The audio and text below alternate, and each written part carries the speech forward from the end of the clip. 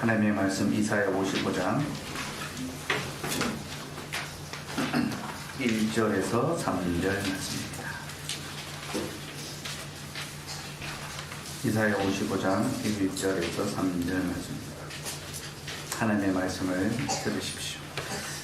오호라 너희 목마른 자들아 물로 나오라. 돈 없는 자도 오라. 너희는 와서 사 먹되 돈 없이 값 없이 와서 포도주와 젖을 사라. 너희가 어찌하여 양식 아닌 것을 위하여 은을 달아주며 배부르게 하지 못할 것을 위하여 수고하느냐. 내게 듣고 들을지어다. 그리하면 너희가 좋은 것을 먹을 것이며 너희 자신들이 기름진 것으로 즐거움을 얻으리라. 너희는 귀를 기울이고 내게로 나와 들으라. 그리하면 너희의 영혼이 살리라. 내가 너희를 위하여 영원한 언약을 맺으리니 곧 다윗에게 허락한 확실한 은혜니라. 아멘. 하나님 감사합니다. 우리에게 오늘 확실한 주의 말씀을 들려주셨습니다. 이제 이 말씀으로 우리에게 주의 확실한 은혜의 언약을 가르치시고 그 언약을 굳게 붙드는 저희들 되게 하여 주옵소서. 예수님 이름으로 기도드리옵나이다. 아멘. 하나님의 말씀을 전하겠습니다. 신앙고백서 7장은 하나님께서 인간과 맺으신 언약에 관한 내용입니다. 하나님께 사랑과 언약을 맺어주셨다. 언약은요, 성경을 이해하는 데서 가장 중요한 개념입니다. 우리가 성경을 구약과 신약으로 부르죠, 그죠? 구약과 신약. 그 말 속에 담긴 뜻이 뭡니까? 성경이 약속에 관한 책이라는 것을 보여줍니다. 이에 약속, 새 약속. 그게 구약과 신약입니다. 그래서 성경을 볼 때 우리는 언약적 관점으로 봐야 합니다. 그 구약과 신약으로 부르면서도 언약적 관점으로 성경을 보지 않는다면요, 성경에 대한 이해를 전혀 못하는 것과 같습니다. 우리는 성경을 볼 때에 언약적 관점을 봐야 됩니다. 그래서 여러분, 개혁주의 신학으로 성경을 보는 것이 아주 중요합니다. 왜냐하면 개혁주의 신학의 가장 특별한 특징 하나를 꼽으라면 바로 언약신약이 있습니다. 언약신학. 개혁주의는 언약적 관점에서 성경을 바라보고 하나님과 우리의 관계, 구원과 영생의 삶에 대해서 하나하나 가르쳐줍니다. 개혁신학은 우리에게 하나님의 언약이 얼마나 풍성하고 좋은지를 하나하나 풀어서 가르쳐줍니다. 오늘 저는 그 하나님의 언약에 대해서 설교하려고 합니다. 설교 제목은 하나님의 은혜 언약이며, 설교 내지는 첫째, 언약은 만남입니다. 둘째, 언약은 사랑입니다. 셋째, 언약은 보호입니다. 이 세 가지를 살펴보려 합니다. 첫째, 언약은 만남입니다. 언약은 하나님과 우리의 관계에 대해서 가르쳐 주는데, 특별히 하나님께서 우리와 교제하시는 분이시다. 그래서 우리를 만나 주신다. 그걸 가르쳐 줍니다. 그래서 하나님이 우리와 만나 주시기 위하여 우리와 언약을 맺어 주셨습니다. 약속. 약속이 있어야 하나님을 만날 수가 있는 거죠. 시간을 정하고 장소를 정하고 우리를 만나 주십니다. 예배 시간은요, 하나님께서 우리에게 만남의 시간을 딱 정해 주신 겁니다. 주께서 우리에게 만남의 시간을 정해 주셨으니 내가 주께로 나아가 하나님을 만나 뵙습니다. 그 예배는 언약적입니다. 우리의 모든 예배 순서가 언약의 어떤 내용들을 하나하나 드러내고 있습니다. 그래서 제가 1년에 한 번은 꼭 우리 예배 순서에 대해 설명하지 않습니까? 이게 언약적 관계 속에서 예배가 있다는 것은. 그래서 예배는 순서가 중요합니다. 그냥 수련회처럼 찬양 많이 하다가 설교 듣고 기도회하고 그러면 더 은혜롭다고 생각할 수 있는데요, 수련회와 예배는 다릅니다. 예배는 하나님과의 언약적 만남이고, 그래서 언약적 순서와 질서를 따라 우리는 하나님을 예배할 수 있어야 합니다. 어쨌든 언약이라는 것은 하나님과 우리의 만남을 가능하게 하는 약속이라는 것 기억하시기 바랍니다. 그리고 이 약속과 만남, 그러니까 약속을 통하여 만남을 갖는다라고 할 때에 저는 이와 관계는 아주 특별한 기억이 하나 있습니다. 아마 이 이야기를 이미 들은 분들도 계시지만 다시 한번 또 들으시기 바랍니다. 제가 중학교 2학년 때 일인데요, 저희 중고등부 선생님이 당시에 이제 대학교에 다니는 이제 대학생이었습니다. 근데 저한테 이제 학교를 구경시켜 주겠다고 저를 초대하는 겁니다. 이제 그분이 다니는 학교가 이제 영남대학교였는데요, 중학생이 이제 대학교에 이제 초청을 받으니까 얼마나 설레겠습니까? 뭔가 큰 세계에 가는 것 같고, 가보지 못한 곳에 가는 어떤 기대와 설렘으로 그날을 기다렸습니다. 그래서 이제 토요일 오후에, 그때는 주 5일째가 아니니까 토요일까지 수업을 다 하고 이제 버스를 타고 이제 선생님 다니는 학교로 이제 찾아갔는데요. 선생님이 이제 학교는 버스를 가르쳐 주더라고요. 몇 번 버스를 타면 된다. 근데 이제 그 버스에 영남대라고 이제 종점이 적혀 있으면 그 차를 타고 이제 종점까지 오면 내리면 학교 다 그렇게 이야기를 해주더라고요. 그래서 제가 이제 영남대로 가는 버스를 탔습니다. 버스를 타고 이제 학교로 가는데 아무리 버스를 타고 가도 종점이 안 나오는 겁니다. 버스를 탄 지 1시간, 2시간 훌쩍 넘어가고 있는데 계속해서 버스가 이제 대구 시내 전역을 막 돌고 있는 거예요. 나중에 알고 보니까 이제 영남대로 가는 버스가 두 종류가 있는데, 하나는 대구 시내에서 바로 이제 경산으로 가는, 직진해서 가는 버스가 있고, 하나는 이제 온 시내를 다 돌아서 이제 하양 대구에 있는 대학교를 다 이제 돌아서 마지막에 이제 영남대로 가는 이제 버스가 있더라고요. 제가 탄 버스가 마침 이제 돌아가는 버스였습니다. 그래서 한참을 정말 대구 시내 전역을 유람을 하면서 이렇게 갔는데, 약속한 시간 이미 다 훌쩍 지나버렸죠. 해가 떠 있을 때 갔는데 벌써 어둑해지는 이제 저녁이 가까이 왔습니다. 그때는 뭐 휴대폰도 없으니까 연락할 방법이 없죠, 그죠? 마음은 너무 답답하고 힘든데 뭐 중간에 내려서는 뭐 찾아갈 방법도 없으니까 어쨌든 종점까지 가야 되겠다 끝까지 버스 안에 있었습니다. 그리고 마침내 종점에 도착을 한 2시간 반, 3시간 정도 걸린 것 같아요.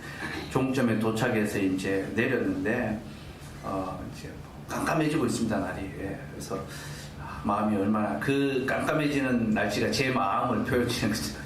마음이 낙담되고 이제 어떻게 집에 돌아가지, 이제 돌아갈 길이 이제 걱정이고 좀 앞이 캄캄하더라고요. 그러면서 선생님이 이제 아직 기다릴 거라고 생각을 못했습니다. 벌써 돌아가셨겠지, 집에 가셨겠지, 내가 안 온 줄 알고. 그래도 이왕 여기까지 왔으니까 약속 장소에 나가보자 싶어서 그때 이제 정문에, 영남대 정문에 가면 이제 시계탑이 있습니다. 시계탑에서 다 이제 약속하고 만났거든요. 그 시계탑까지 이제 걸어가는데 시계탑이 가까이 다가오니까 그 선생님이 계단에 탁 앉아 있는 거예요. 너무너무 반갑더라고요. 그래서 이제 선생님하고 부르고 이제 달려갔어요. 이제. 손을 잡고 반갑게 이제 인사를 하면서, 어떻게 지금까지 기다렸습니까? 제가 이렇게 오래 걸려서 약속 시간이 훨씬 넘었는데 어떻게 이렇게 기다리고 계셨습니까? 하니까 선생님이 이렇게 이야기합니다. 야, 나는 너가 반드시 올 거라고 믿고 있었다.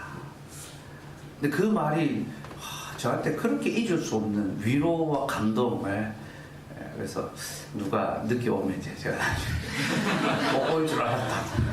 야, 올 때까지 기다린 게 이게 약속이구나. 그리고 하나님의 언약을 생각하면 늘 그때의 기억이 주마등처럼 스쳐 지나갑니다. 약속이라는 것은 올 때까지, 그것이 이루어질 때까지 기다리는 것, 그게 약속이구나. 그게 하나님의 언약입니다. 여러분, 사람은 약속을 잘 지키지 못하는 존재입니다. 자기가 한 약속마저도 무르고 거스르고 어기는 것이 사람이죠. 그러나 우리 하나님은요, 한 번 약속하신 것을 반드시 지키십니다. 민수기 23장 19절 말씀 같이 읽읍시다. 시작. 하나님은 사람이 아니시니 거짓말을 하지 않으시고 인생이 아니시니 후회가 없으시도다. 어찌 그 말씀하신 바를 행하지 않으시며 하신 말씀을 실행하지 않으시랴. 하나님의 약속에 관한 것입니다. 여러분, 사람은 약속할 때 거짓말을 합니다. 거짓으로 약속합니다. 그리고 약속한 후에는 그것을 후회합니다. 내가 괜히 그 약속했다. 그때 그 약속 안 하는 건데. 그러면서 약속을 실행하지 않습니다. 약속을 어긴 것을 밥 먹듯이 합니다. 작심삼일입니다. 자기가 자기에게 한 약속도 지키지 않습니다. 그렇죠? 그러나 하나님의 약속은 거짓이 없습니다. 하나님은 사람이 아니어서 거짓이 없으십니다. 그리고 인생이 아니어서 후회도 없으십니다. 한 번 약속하신 것을 결코 후회하지 않습니다. 우리를 택하셨는데 그 약속을 우리의 모습을 보고 후회하지 않고 내가 저놈 괜히 택했다. 내가 괜히 구원하기로 작정했다. 후회하지 않으십니다. 여러분 하나님이 후회하셨다면요. 진짜 우리에게 소망이 있겠습니까?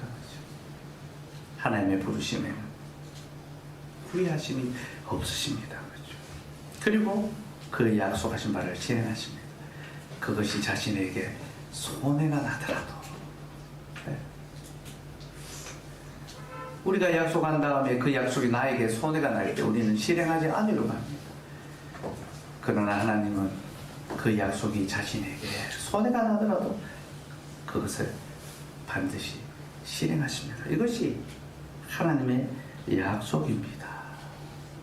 그래서 여러분 하나님과 사람 사이의 언약을 맺을 때 그 주도권은 항상 하나님께 있습니다. 왜냐하면 하나님은 사람이 처음부터 약속을 지키지 못할 것을 알고 계셨기 때문입니다. 아담이 하나님의 약속을 지키지 못할 것을 하나님은 처음부터 알고 계셨습니다. 그래서 약속의 주도권을 자신이 주시고 우리가 실패하더라도 하나님이 친히 그 약속을 이루시기로 작정하신 겁니다. 이게 첫 번째 언약, 아담이 주신 언약 때부터 이루어진 하나님의 은혜입니다. 우리 신앙고백서 제가 배부해드렸는데 2항 한번 읽어보실까요? 신앙고백서 2항.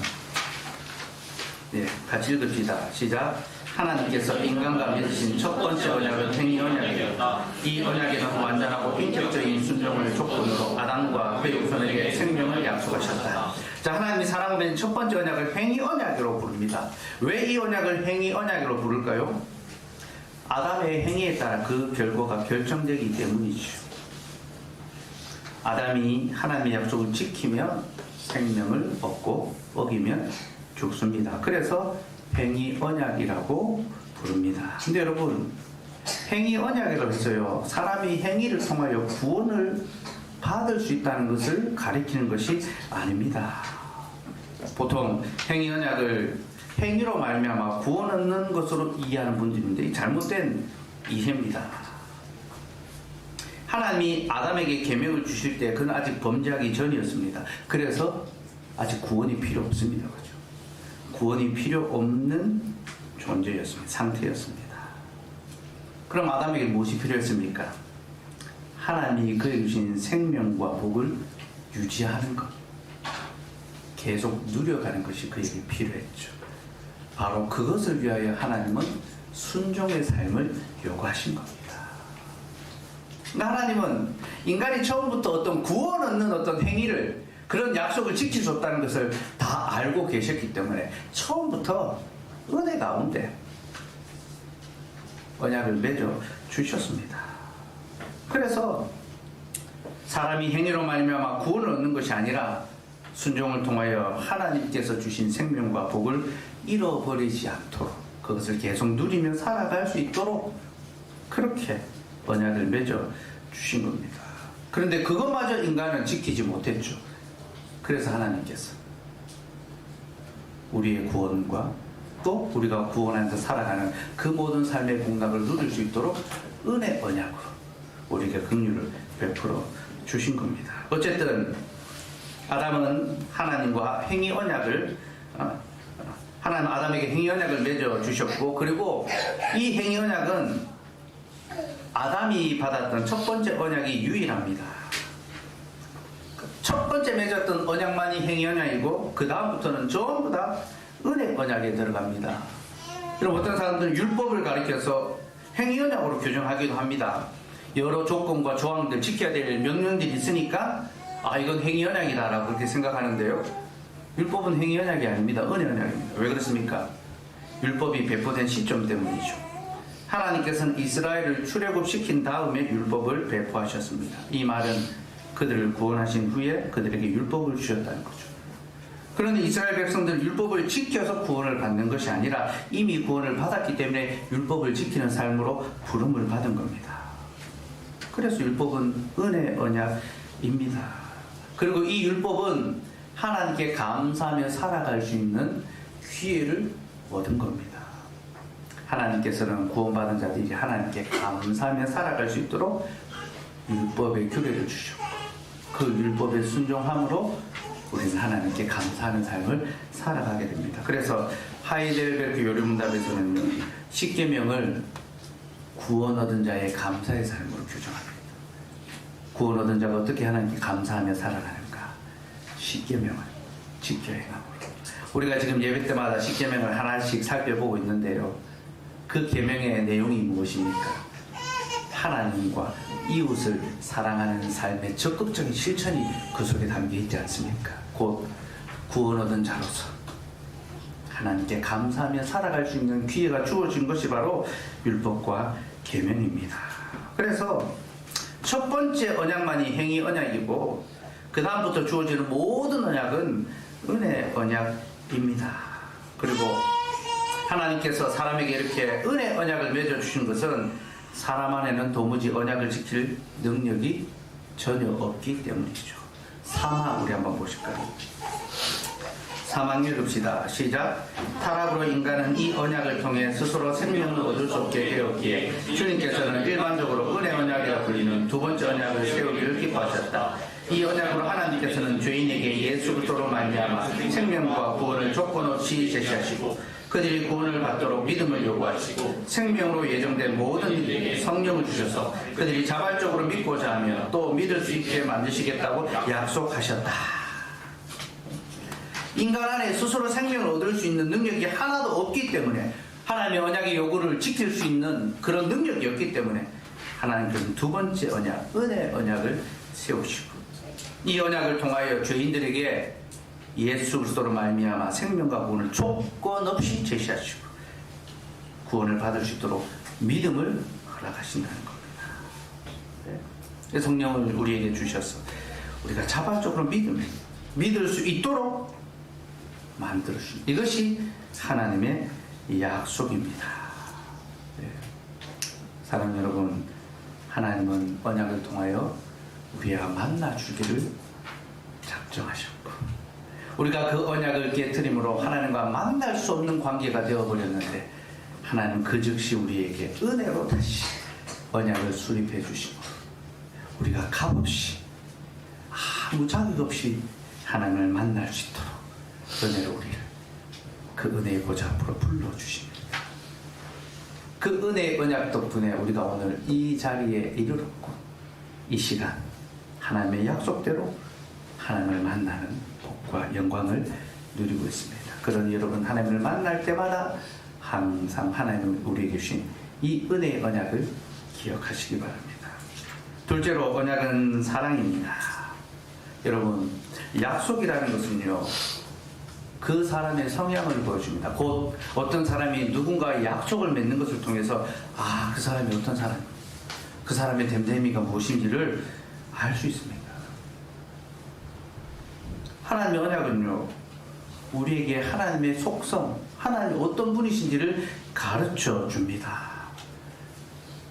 그러면 언약이 우리에게 가르치는 하나님의 속성이 뭡니까? 첫째로 하나님의 겸손과 낮아지심입니다. 우리 1항 한번 읽어보실까요? 시작. 하나님과 피조물 사이의 간격이 너무나 크기 때문에 비록 이성적 피조물들이 창조주에게 마땅히 해야 할 순종을 하더라도 하나님 편에서의 자발적인 겸허가 없이는 하나님을 그들의 공납과 상급으로 향유할 수 없었다. 그런데 하나님은 이 낮아심을 언약이라는 방식으로 표현하시기를 기뻐하셨다. 무슨 말입니까? 하나님과 우리는 피조물과 창조이기 때문에 너무 간격이 커서 만날 수가 없다는 겁니다. 우리가 하나님을 만날 수 유일한 방법은 하나님이 스스로 낮아지시는 것. 그래야만 우리가 하나님을 만날 수 있습니다. 하나님 그것을 언약이라는 방식으로 표현하셨다. 여러분 세상에 많은 종교가 있습니다. 각자의 신들을 섬깁니다. 절대자, 전능자를 다 섬깁니다. 근데 그 세상의 종교와 기독교의 결정적인 차이가 뭔지 압니까? 세상의 종교는 신들을 절대자, 복을 주는 자로 여기지만 아버지로 그렇게 부르지 않습니다. 그가 우리와 관계하며 우리가 언약을 맺은 그런 신이라고 고백하지 않습니다. 그러나 기독교는요 하나님을 아버지라고 부릅니다. 우리가 하나님을 아버지라고 부르는 것은 하나님과 우리가 언약 관계에 있다는 것을 보여줍니다. 그래서 하나님을 신을 객관적인 존재로 여기지 않고 주관적인 나의 아버지, 나의 하나님이라고 부를 수 있는 것. 그것이 기독교 신앙의 핵심이고 다른 종교와의 차별성이죠. 그렇게 하나님이 우리와 관계, 우리의 아버지가 되시기 위해서 우리와 언약을 맺으셨다는 거죠. 이것은 스스로 나 자신이었다는 겁니다. 부모가 자녀와 약속할 때에 자녀의 수준이 스스로 낮아지지 않습니까? 손가락 걸고 도장 찍고 자녀의 수준에 맞게 약속해 주는 거죠. 전능하신 하나님께서 자신의 영광을 다 내려놓으시고 겸손하게 낮아지심으로 우리에게 언약을 맺어 주시고 우리를 만나 주셨습니다. 겸상해 주신 겁니다. 여러분, 전능자의 집에서 그 전능자를 우리의 아버지로 부르며 하나님과 겸상할 수 있는 것, 합석할 수 있는 것, 얼마나 기쁘고 복되고 감사한 일입니까? 하나님은 우리의 수준까지 낮아지셨습니다. 그렇게 언약은 하나님의 겸손을 보여줍니다. 둘째로 언약은 하나님의 선하심을 보여줍니다. 야고보서 1장 17절 말씀, 같이 읽읍시다. 시작. 온갖 좋은 은사와 온전한 선물이 다 위로부터 빛들의 아버지께로부터 내려오나니, 모든 좋은 것이 위에 계신 빛들의 아버지께로부터 내려온다라고 합니다. 빛들의 아버지, 우리가 빛의 자녀지 않습니까? 모든 좋은 것이 우리 아버지로부터 내려온다라는 거죠. 그럼 야고보 사도가 모든 좋은 것을 주시는 분을 우리 아버지로 고백하는 것입니다. 하나님과 우리가 언약 관계를 가르치는 것입니다. 아버지는 언약적인 용어입니다. 하나님 우리에게 모든 좋은 것을 베풀어 주신 것은 그가 우리와 언약을 맺으셨기 때문에 그는 그 언약을 지키시기 위하여 선하고 좋은 아버지로서 우리에게 모든 좋은 것을 공급해 주십니다. 해와 비와 각양 좋은 것들이 위에 계신 하나님으로부터 말미암아 주어지고 우리의 몸의 필요와 우리의 영혼에 필요한 모든 것들이 우리 아버지 하나님으로부터 공급됩니다. 그는 언약의 하나님이시고 그는 선하신 하나님이십니다. 셋째로 언약은 하나님의 사랑을 우리에게 보여줍니다. 여러분, 우리가 하나님의 언약에서 알아야 될 가장 중요한 것은요, 그 언약이 하나님의 자기 자신을 내어주는 것이다 라는 겁니다. 바비크라는 신학자는 언약을 이렇게 표현했습니다. 하나님의 자기 수여다. 언약이라는 것은 하나님께서 자기 자신을 내어주시는 것, 바로 그것이 언약이다. 여러분, 우리가 선물을 받을 때 기쁘고 감사하고 또 좋은 마음이 듭니다. 선물 하나 받으면 얼마나 즐겁습니까? 그러나 어떤 선물도요, 그것을 주는 분의 가치를 뛰어넘을 수는 없습니다. 자녀는 부모로부터 모든 것을 공급받습니다. 좋은 것을 다 받죠. 그러나 자녀에게 가장 중요한 것은 부모 그 자체죠. 그렇죠? 하나님께서 우리에게 가장 좋은 것, 모든 은사와 온전한 선물을 다 부어주십니다. 나 여러분, 그 어떠한 선물도 하나님 자신을 능가할 수는 없습니다. 그러니 우리가 언약을 통하여 받는 것 중에 가장 값지고 귀한 것이 무엇입니까? 바로 하나님, 예수 그리스도를 선물로 받는 것. 이것이 가장 값진 거죠. 그래서 여러분, 우리가 모든 것을 잃어버려도 우리가 예수 그리스도를 얻었으면 우리는 사실은 모든 것을 가진 자와 같습니다. 반대로 우리가 모든 것을 가져도 우리가 예수 그리스도를 얻지 못한다면 우리는 아무것도 가지지 못한 자와 같습니다. 우리가 이 땅에서 궁핍과 기근과 재난과 위험과 칼과 어려움을 겪어서 생명까지 잃어버림을 당한다 하더라도 우리 이 질그릇 속에 예수 그리스도가 계시다면 우리는 우겨싸움을 당하지 않습니다. 우리는 망하지 않습니다. 우리는 예수 그리스도로 말미암아 다시 회복되며 일어서는 소망을 가질 수가 있는 것입니다. 하나님께서는 우리에게 언약을 통하여 바로 자기 자신을 주십니다. 우리가 하나님 언약을 기억할 때마다 하나님께서 나에게 자신을 주셨구나, 그걸 떠올릴 수 있어야 됩니다. 신앙고백서 4항 우리 같이 한번 보실 거예요. 4항 읽읍시다. 시작. 은혜 언약은 성경에서 유언이라는 이름으로 자주 나오는데 이는 유언자이신 예수 그리스도의 죽음과 영원한 유산 그리고 이 유산에 속하여 언약으로 상속받는 모든 것들과 관련한다. 하나님의 언약을 설명하면서 우리가 하나님께로부터 모든 좋은 것을 다 기업으로 상속받는데 그렇게 상속받을 수 있는 것은 예수 그리스도의 죽음과 그 유언으로 말미암았다. 그렇게 이야기합니다. 하나님의 언약이 그리스도의 하나님의 그 유언이라는 겁니다. 여러분 언약은 유언입니다. 헬라어로 언약을 디아테케라고 부르는데요. 이 말은 유언이라는 말로 번역할 수도 있습니다. 그러니까 언약이란 말과 유언이라는 말이 같은 단어입니다. 히브리서 7장 22절 말씀 같이 읽읍시다. 시작. 이와 같이 예수는 더 좋은 언약의 보증이 되셨느니라. 예수님이 더 좋은 언약의 보증이 되었다는데 여기서 이 언약은 유언으로 번역이 됩니다. 이와 같이 예수는 더 좋은 유언의 보증이 되셨느니라. 하나님의 유언의 성취자가 되셨다는 거죠. 히브리서 9장 16절에서 18절 한번 볼까요? 히브리서 9장 16절에서 18절.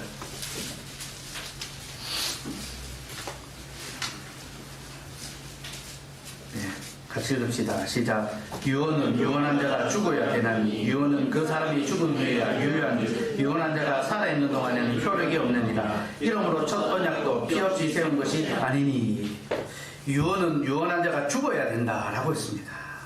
곧 하나님께서 우리에게 언약을 맺어 주실 때 그 언약 안에는 이미 예수 그리스도의 죽으심이 약속되어 있는 것입니다. 그래서 첫 언약도 피 없이 세운 것이 아니니 첫 번째 언약은 피 없이 세워진 언약입니다. 그러나 그 언약도 그리스도의 피가 그 속에 약속되어 있다라는 거죠.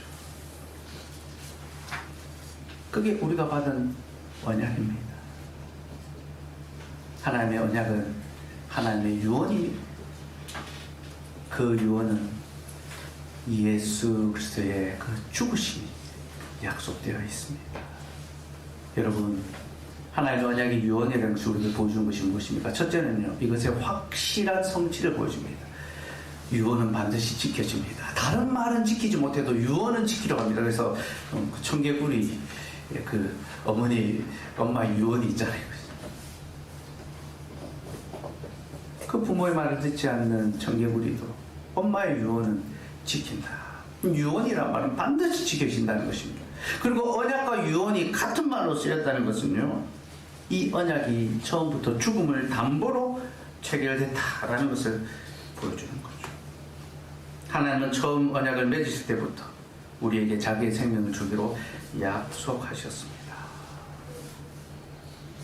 이미 아담과 언약을 맺으실 때부터 우리에게 자기의 아들을 내어주시기로 약속하신 것입니다. 여러분, 이것이 하나님께 얼마나 손해가 나는 계약입니까? 모든 계약은 동등한 조건 안에 맺어지고 자기의 이익을 구합니다. 특히 강한 자는 약한 자를 더욱 강하게 압제하죠. 그렇죠? 계약할 때 자기에게 유리하게 하잖아요. 근데 하나님께서는 가장 전능하시고 가장 힘이 있으시고 피조물에 불과한 우리의 언약을 맺을 때 자기의 가장 불리한 조건, 손해나는 조건을 처음부터 특이한 조건으로 넣으신 것입니다. 내가 너와 언약을 맺는데 이 언약에는 내 아들의 죽음이 담보되어 있다. 정말로 이 언약에 약속된 구원의 복을 누리기 위해서는 반드시 내 아들이 죽어야 한다. 특약 조건으로 그렇게 딱 넣어놓으신 겁니다. 그리고 예수님께서는 그 불리한 계약을 아니요하지 않고 예라고 하심으로 다 순종하셨습니다. 고린도후서 1장 19절에서 20절 말씀 같이 읽읍시다. 시작. 너희 가운데 전파된 하나님의 아들 예수 그리스도는 예하고 아니람이 되지 아니하셨으니 그에게는 예만 되었느니라. 하나님의 약속은 얼마든지 그리스도 안에서 예가 되니 그런즉 그로 말미암아 우리가 아멘하여 하나님께 영광을 돌리게 되느니라. 여러분, 우리는 늘 아니요 하는 자들입니다. 우리는 어릴 때부터 엄마 아빠가 뭐 좀 해라 하면 아니요 합니다. 입으로는 예 해도 마음으로 아니요 하는 경우가 얼마나 많은지 모릅니다. 우리는 끊임없이 아니요를 입에 달고 사는 자들입니다. 우리는 우리가 약속했음에도 불구하고 아니요 하는 그런 자들입니다. 그런데 그리스도께서 하나님의 언약의 요구 앞에 어떻게 하십니까? 그는 단 한 번도 아니요 하지 않으시고 항상 예라고 하십니다. 그래서 자신의 생명을 내어놓기까지 죽기까지 예라고 순종하시고 이로써 언약의 모든 요구를 다 성취하셨습니다. 우리는 하나님의 언약에 끊임없이 아니오를 외쳤지만 주님은 우리의 아니오를 예로 바꾸어 주셨습니다. 이것이 하나님의 언약 유언 속에 담겨있는 부모의 유언을 통해서 비로소 부모님이 엄마 아빠가 나를 얼마나 사랑했는지를 깨닫게 되는 것처럼 우리는 예수 그리스도의 그 죽으심을 통하여 하나님의 언약이 얼마나 우리를 향한 극진한 사랑을 담고 있는지를 발견하게 됩니다. 그리고 여러분, 그리스도께서 언약의 모든 요구 앞에 예라고 대답하셨기 때문에 이제 우리가 어떻게 살아야 합니까? 이제 우리도 옛적같이 아니요 하는 것을 그치고 하나님께 예라고 대답해야 됩니다. 아멘 해야 됩니다. 그래서 하나님께 영광을 돌려야 합니다. 여러분, 우리가 하나님께 아멘 함으로 그의 영광을 돌리는 것이 무엇을 가르치는지 압니까? 하나님을 예배하는 것을 가르칩니다. 하나님을 예배하는 것은 하나님의 약속 앞에 아멘 하고 고백하고 구원의 하나님을 찬송하는 것을 가르칩니다. 그래서 여러분, 이제 우리는요, 하나님 우리에게 예배를 요구하실 때 아니요 해서는 안 됩니다. 하나님 우리에게 예배를 요구하시고 우리는 그 예배 앞에 항상 예라고 대답해야 합니다. 하나님, 지금은 좀 안 되는데요. 지금은 좀 바쁜데요. 지금은 좀 힘든데요. 지금은 좀 어려운데요. 우리는 그렇게 반응해서는 안 됩니다. 또 예배의 자리에 와서도 하나님을 예배하는 것보다 여전히 세상의 걱정과 염려와 자기의 생각에 사로잡혀 있어서는 안 됩니다. 그것은 예배의 자리에서도 아니요 하고 앉아있는 것과 같습니다.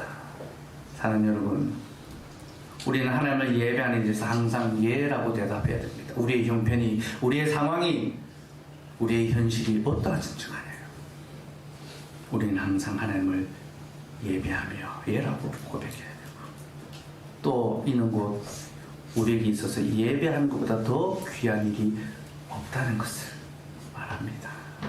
사랑하는 여러분, 여러분에게 가장 귀한 것이 예배하는 일이 될 소망합니다.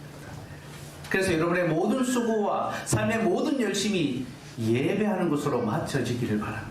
여러분, 우리는 양식하는 것을 위하여 은을 달아주거나 배부르지 못할 것을 위하여 수고해서는 안 됩니다. 우리는 그렇게 살아왔던 자들입니다. 그러나 하나님께서 우리에게 참된 양식, 영원히 배부리는 하나님의 언약의 양식을 베풀어 주셨습니다. 너희는 값없이 나와서 들으라. 여러분, 죄사함의 은혜와 예수 그리스도의 그 구원의 복락이 우리가 무슨 돈을 주고 살 수 있겠습니까? 천만금을 주고도 살 수 없습니다. 그러나 하나님의 언약 안에서 우리를 값없이 불러주시고 예배의 자리에서 그 복을 우리에게 선포해 주시니 우리는 예배의 부름에 예라고 대답하여 기쁨으로 나와 주님을 예배하며 주의 복을 맛보고 누릴 수 있고 하나님의 이름을 찬송할 수 있어야 합니다. 사랑하는 여러분, 하나님의 언약이 하나님의 사랑을 보여주듯이 그 사랑을 받은 우리가 하나님을 예배함으로 하나님을 사랑할 수 있기를 소망합니다. 셋째로, 언약은 보호입니다. 여러분, 언약은 연약한 자를 보호해주는 역할을 합니다. 여러분, 약속이라는 것은요, 우리를 지켜주는 기능을 합니다. 여러분, 결혼 생활을 생각해 봅시다. 남녀가 사랑해서 결혼합니다. 하지만 그 남녀의 사랑이 부부관계를 지켜주는 것이 아닙니다. 왜냐하면 남녀의 사랑은 너무나 연약하고 쉽게 사그러지기 때문입니다. 그래서 많은 사람들이 함께 하기 위해서 사랑해서 결혼하지만 결혼한 후에는 헤어지고 싶어 합니다. 그 관계를 멀리하고 싶어 합니다. 왜 그렇습니까? 인간의 사랑이 그렇게 연약하기 때문이죠. 너무나 보잘것없, 너무나 쉽게 변하기 때문이죠. 그게 우리의 실질입니다. 그래서 여러분, 우리에게 무엇이 필요합니까? 결혼이라는 약속이 필요하죠. 하나님 앞에서, 사람들 앞에서 이 약속이 있기 때문에, 언약을 맺었기 때문에, 곧 부부의 사랑이 아니라 결혼이라는 언약이 부부를 하나로 묶었기 때문에 부부간에 서로 사랑이 식어져 가고 오해가 쌓이고 미움이 더하여질 때도 한 몸으로 계속 묶여 있을 수 있는 겁니다. 연애 시절에는 안 보면 그만이고 헤어지면 그만이지만 결혼을 하면 쉽게 그럴 수가 없습니다. 어렵고 힘들어도 견디고 참고 그렇게 기다려야 됩니다. 다시 그 관계가 회복되기를. 그렇게 결혼이라는 언약은 연약한 우리의 사랑을 지켜주고 보호해 줍니다. 하나님께서 우리에게 언약을 맺은 이유가 바로 이것입니다. 우리는 연약하여 하나님을 사랑하노라 하면서도 사랑하지 못할 때가 많습니다. 우리는 자주 하나님의 약속을 의심하고 또 때로는 믿음의 뒤로 물러나기도 합니다.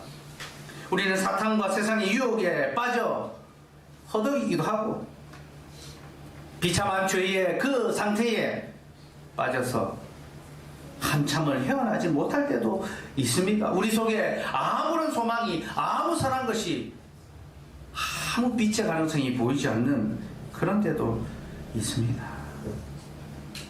여러분, 하나님을 향한 우리의 열심이 우리의 믿음을 지키는 것이 아니라 우리를 향한 하나님의 그 약속이 우리의 믿음을 붙잡고 있습니다. 하나님의 부르심에는 결코 후회하심이 없다 했죠. 하나님은 언약 안에 우리를 이미 불러주셨고 부모가 그 자녀를 끊어버리지 않는 것처럼 하나님께서는 그 자녀된 우리를 붙잡고 계시고 우리에게 새로운 믿음의 소망과 열심을 가질 수 있도록 은혜를 베풀어 주십니다.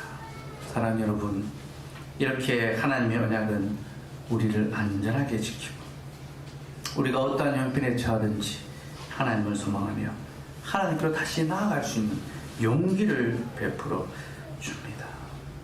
그리고 우리가 하나님의 약속을 기억하며 주께로 나아갈 때 하나님 우리의 모습이 아니라 하나님의 언약을 기억하사 우리를 긍휼히 여기시고 다시 그 은혜 가운데 불러주십니다. 그러니 여러분, 하나님의 언약이 항상 우리를 보호하고 있다는 그 사실을 기억하고 이 언약 속에서 믿음의 담력을 갖고 더욱 주께로 나아갈 수 있는 저와 여러분 되기를 소망합니다. 끝으로 한 가지만 더 말씀드리면요, 하나님의 언약이 우리를 지키고 보호한다는 것은 우리가 하나님 언약 안에서 서로를 지키고 보호해야 한다는 것을 가르쳐 줍니다. 여러분, 언약은 하나님과 우리의 관계만이 아니라 우리와 우리의 관계 사이에도 적용됩니다. 우리는 한 분 하나님을 아버지로 모시는 한 자녀며 한 가족입니다. 교회는 그리스도 안에서 언약의 공동체입니다. 한 몸이 된 한 식구입니다.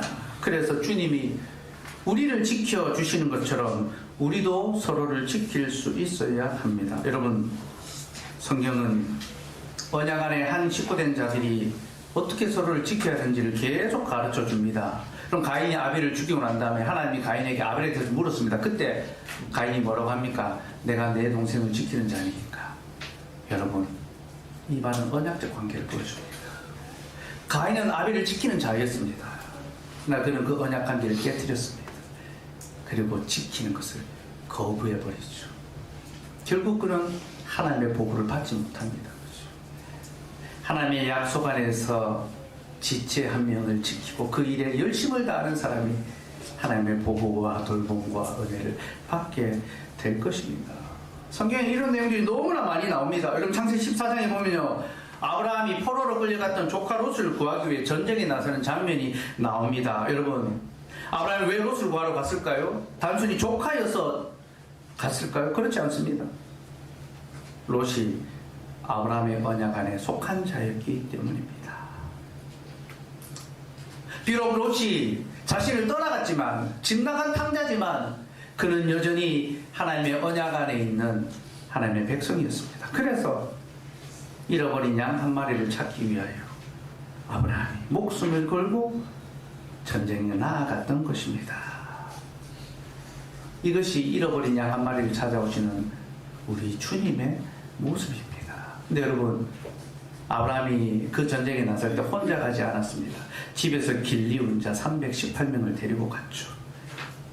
아브라함 집에서 길리운 자, 성경에서 집에서 길리운 자라는 뜻은 하나님의 집에서, 하나님의 교회에서 자라는 자들을 가리킵니다. 곧 아브라함은 하나님의 집에 있는 권족들, 교회의 성도들을 데리고 갔습니다. 그들은 목자를 따라서 자기들 중에 잃어버린 양 한 마리를 찾기 위하여 수고와 열심과 헌신을 아끼지 않았습니다.